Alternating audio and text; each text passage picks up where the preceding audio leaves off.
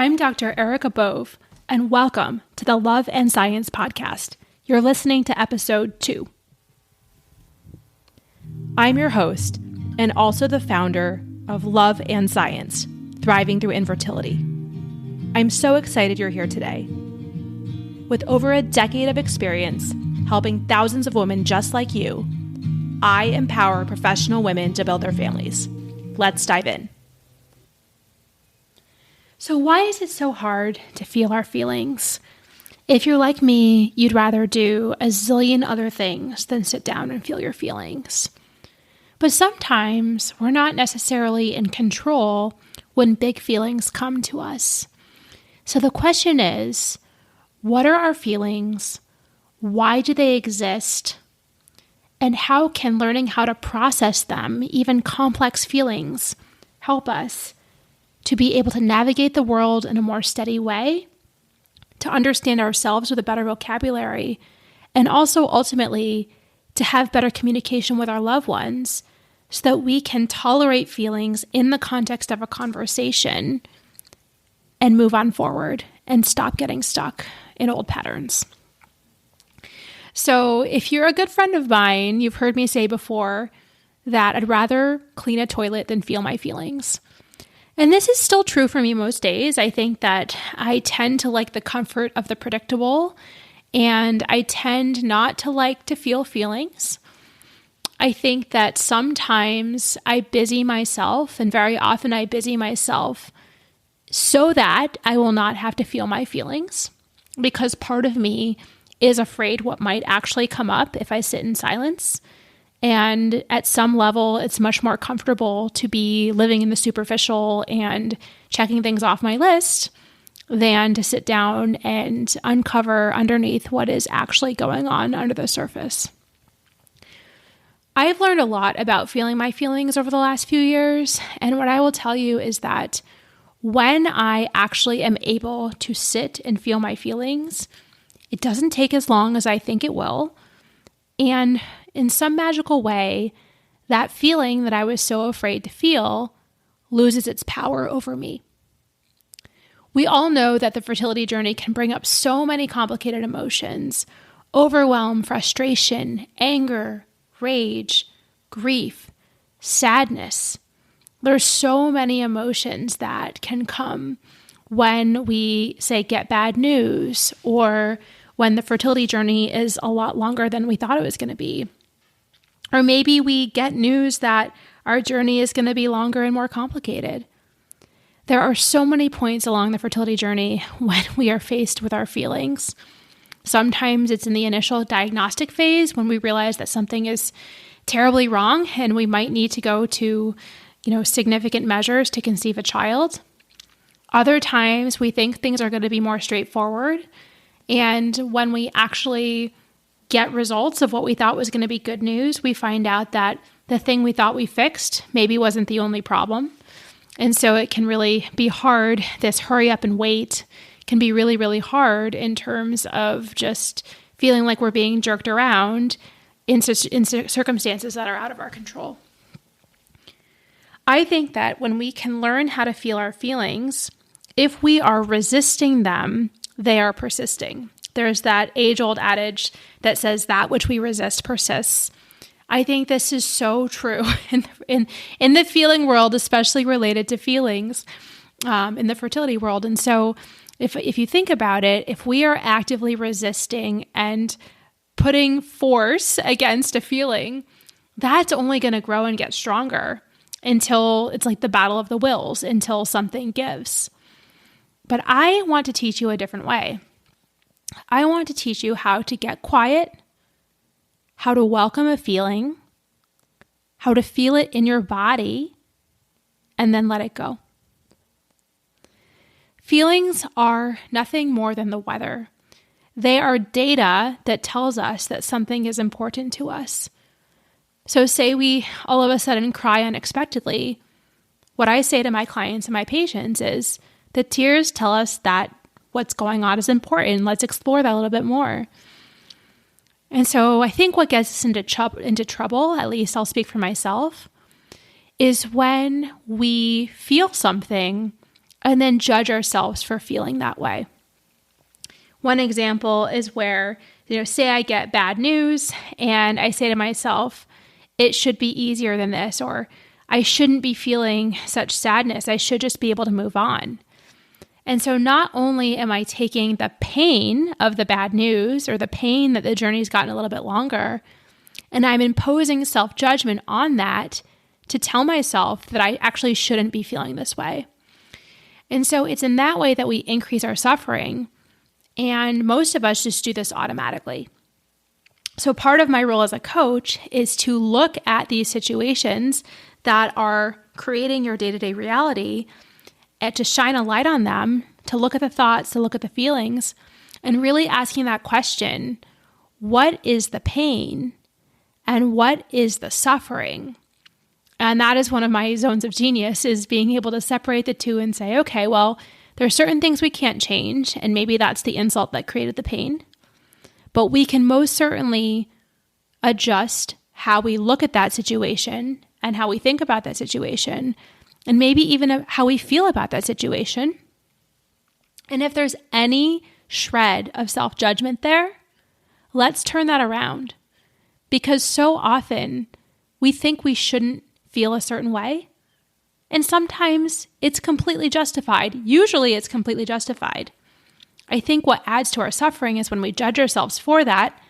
And maybe sometimes we hang on to that feeling a little bit longer just because we don't know how to deal with it. We don't know how to process it. So that's what I love to help people do, is to get into their bodies, to feel their feelings, to breathe into those feelings, and then to let them go. So when we realize that a feeling cannot kill us, we realize that we actually don't need to fear our feelings. We can look at them with curiosity, and we can look at them as we would reading a research paper full of data, because the feelings are just data about our body. And when we can understand what thoughts are creating our feelings, we can gently challenge those thoughts, and we can ask ourselves, how do we want to feel? And even a 1% shift in our approach can dramatically affect our experience of the process, and oftentimes even the result. So that's really the first point, is how can feeling our feelings decrease our fear related to those feelings, decrease the unnecessary suffering, and then also help us to move on from those feelings and stay more in the present, living the life that is in front of us in that moment. The second way that feeling our feelings can help us is that it can expand what's called our resilience zone. And I really hesitate to use the word resilience because I think, especially in healthcare and clinician well-being, it's used as a euphemism. So I want to be very clear that when I say resilience zone, I truly mean the range of feelings that we're able to feel on any given day in any given situation. When our resilience zone gets very narrow, we might feel a feeling and we might get triggered even. And some of us might fight or flight in that situation. We either get angry and fight, or if you're like me, you might shut down and run away and hide. And neither is good because it's just a very reactionary approach to the situation. But when we can slow down the process and when we can truly understand that no feeling is going to kill us, we can tolerate a lot more in our experience. So say something happens and perhaps I feel shame. I talk about shame a lot. If I allow myself to just notice that, maybe name the feeling first, get a little separation from that feeling, and just say, isn't that interesting? I think I'm feeling some shame about this in my body. That already gives me space and separation to allow it to be there, but also to make sure that I'm not overpowered by it. So this is a very interesting tool. This can even happen with anger. We might start to feel the symptoms of anger in our body. Our heart starts to race. My face, I'll speak about myself, my face starts to get really hot. my jaw starts to clench and I feel kind of like almost like a volcano, like I'm going to explode. If I can just notice, isn't that interesting? I think I'm starting to really feel warm and really intense. I think I'm having an anger reaction here. Just even noticing that slows the process down. I can start breathing into my feeling and ask myself, I wonder what's making me so angry and what core wound is this poking at right now? Is it an abandonment wound? Is it a inadequacy wound? Like, what's going on? Because I know that when I'm the most upset by something, that's usually when something is poking at a core wound of mine. And by the way, one of the things we work at in Love and Science is we really look at figuring out what those wounds are and healing them from the inside out so that even the same insult, the same trigger might not have such a dramatic effect. So if I can stay in the moment and just notice, I just learned this information about my cycle. This is how I'm feeling. Isn't it interesting that I'm feeling this way? Then we get to decide what to do about that. And what I call that is responding instead of reacting. We're not just having some knee-jerk reflex reaction, but we're actually able to pause. And in that pause is our power. And then we think to ourselves, how do I really want to handle this situation? And maybe it's even, I'm starting to feel activated and triggered. I really need to take a moment outside because I'm worried I'm going to explode. Even that awareness is enough to slow things down so that we don't fall into the same patterns that we have in the past. So a lot of this feeling our feelings is really about getting back our own power so our feelings are not running the show, so that we are. And even if we start to feel significantly altered by our feelings, we are still in the driver's seat. We can slow the process down so then we get to choose what to do in that moment and about that situation in general. In addition, even if we find that in that moment we don't quite have the grace and the poise that we would like to have, we can actually learn the skills to go back and to repair in that moment. Now, repairing is not comfortable. If you're like me, you just want to sweep things under the rug and move on forward into the future. But one thing I've learned is that if I've created harm in my ecosystem, in my universe, and it's still creating harm in the present, right? That rift is still very palpable. I need to do something about that. And to do something about that is to be able to sit with that discomfort enough to be able to heal in that moment. And so that is also a ninja skill we talk about, Love and Science. A lot of the self-harm we actually do is to ourselves in the way that we talk to ourselves and about ourselves and beat ourselves up for many things which are not even in our control. But I think that when we think about having healthy relationships and having the ability to feel and repair, we have to start with ourselves. Otherwise, we're not going to be able to express this outwardly. Now, as an aside, there are various words we can use to describe our emotions. Many of us have a very limited vocabulary. I sort of pride myself on having expanded that vocabulary over time. Maybe the feeling words are as simple as mad, sad, glad. I know that sounds very basic. I'm happy, I'm sad, I'm frustrated. Maybe we have a very kind of limited vocabulary because we don't maybe think about our feelings that much. And so it hasn't even made sense for us to figure out the tools we need to express ourselves in this way. One resource I found extremely valuable to me in my journey of learning how to express myself better is Brené Brown's Atlas of the Heart. The way that she organizes her book, which she gives credit to the millennials for this, I just wanted to point that out, the way that the millennials helped her to organize her brain, is that she categorizes feelings into different groups of feelings. So for instance, the first chapter is related to the places we go when things are uncertain or too much. Now, if we think about the fertility journey, that is a journey, that is a place where things are very often uncertain or too much, right? So she talks about stress, overwhelm, anxiety, worry, avoidance, excitement, dread, fear or vulnerability. Her next chapter is places we go when we compare. And I always say that I think the 11th commandment should be thou shalt not compare. And I think a lot of feelings come up when we compare ourselves to others. Maybe it's a family member who's not having fertility issues right now. Maybe it's a friend who, from our perspective, is just being very insensitive in terms of how they're describing their own fertility journey to us. Maybe it's another friend who actually happens to be on the fertility journey, but they're getting good news right now and we're not. And so I think a lot of the ways we think about feelings and jealousy and resentment and all of those things that I don't like identifying myself with those feelings. But if they're existing under the surface and I'm not able to name them and address them, then it kind of becomes like that game of whack-a-mole at the fair, that those feelings continue to influence my behavior, but it's not really in my conscious control. So I might ask myself, why am I acting so strangely? Why do I just feel this low-level irritation all the time? I don't want to be this way. And if I go 3 layers deeper, perhaps it's because there's a feeling that is there and bothering me. It's just I don't have the language to express that.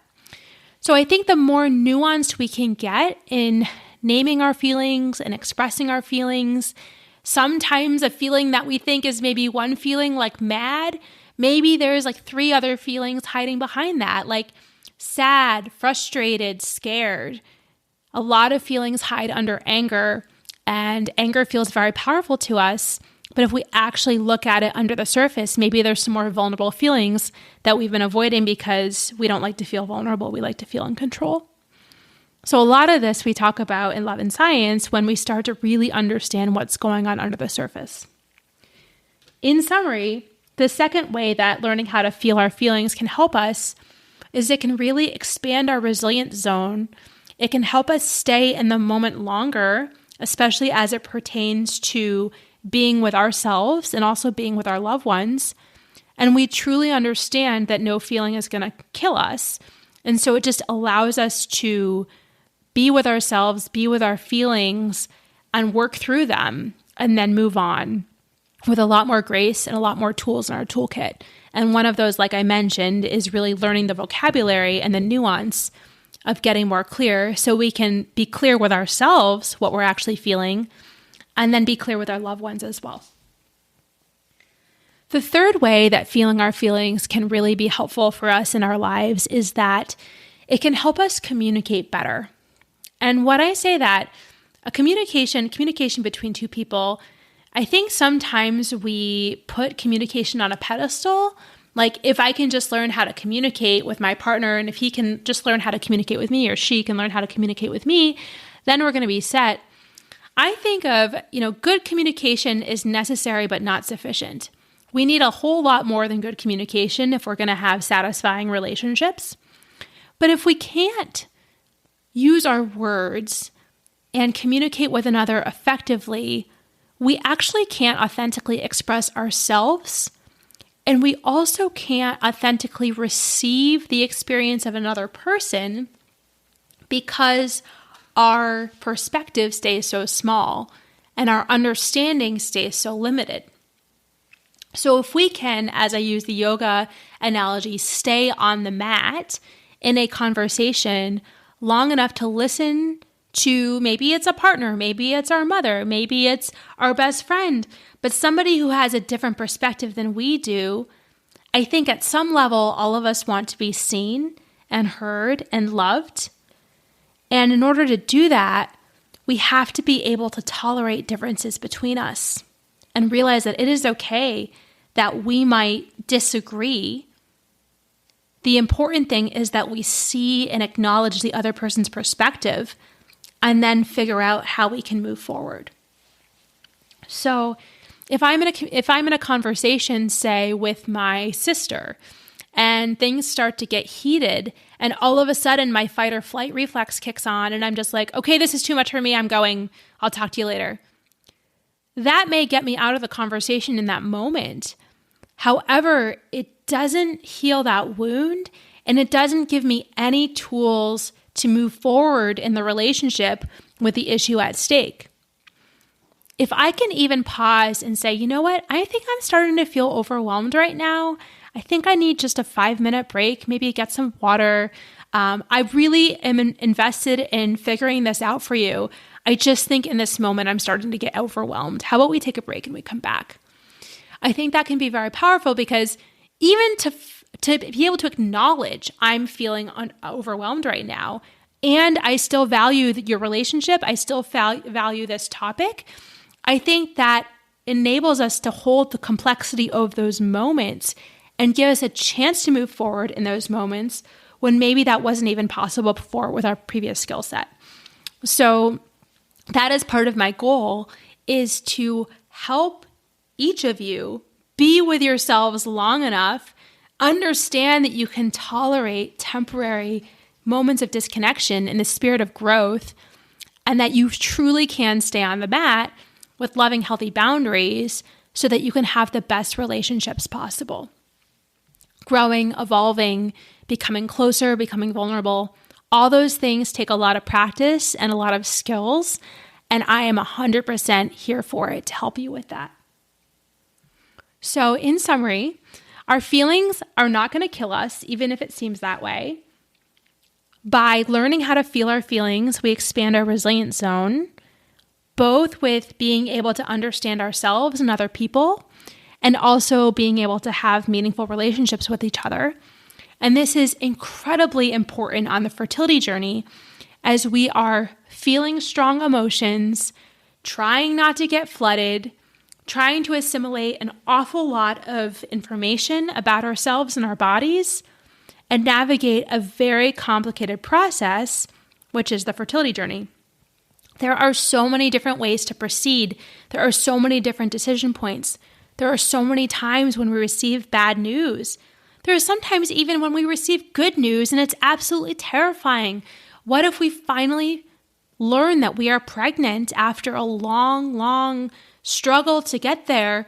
That might even induce a whole new set of fears and worries that we didn't even expect to, and we didn't even anticipate that we might experience. And so a lot of this is how to human, as Glennon Doyle says, and feelings are data. Feelings are part of our human experience. The more that we can befriend and even embrace our feelings, even the tougher ones, the more of an integrated experience we will have, the more we will be able to clear through the crap of our mental chatter, and the more we will be able to connect authentically with our bodies, with our values, with our people, whether that's our friends, our partners, our parents, whoever it is who is walking this journey with us, our doctors, maybe a coach, if you have a coach, if you have me as your coach. And that's how we make the best decisions possible. And that's how we can feel confident that we're moving in the right direction for us. So with that, I'm going to end. It is my true, humble honor to serve you in this way. I would absolutely love to have more conversations about feelings, to sit with you as I feel my feelings, to welcome your feelings. And we are not alone here. We walk this journey together. Thank you. Until the next time. Bye.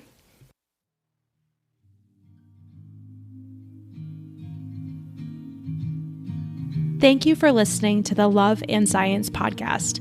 I'm so glad you joined us today. If you found this conversation valuable, if you could please rate, review, and share this podcast with your trusted people, it would mean so much to me.